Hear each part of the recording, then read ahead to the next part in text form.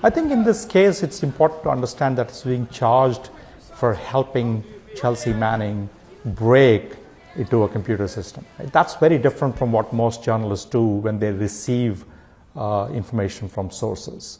It's what happens after that needs to be significantly protected, but there's not a news organization, at least in the US, that will allow a journalist to do what Julian Assange did.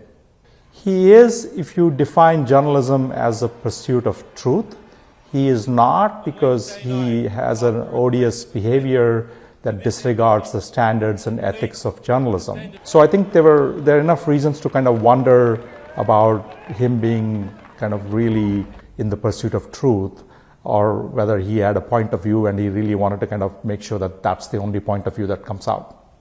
So personally, I am ambivalent, but professionally I am very clear that prosecuting him in a broad way is dangerous to press freedom.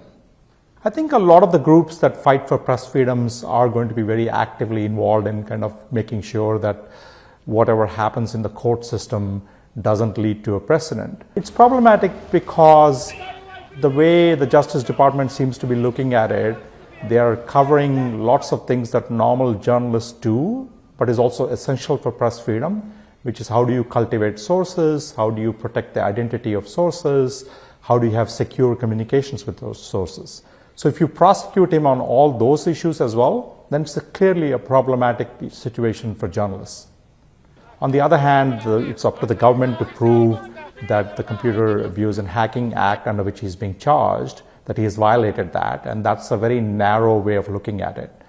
If at the end of this, he's prosecuted based on that very narrow definition, and it doesn't touch the other aspects of journalism, I think that one could say justice probably will be served.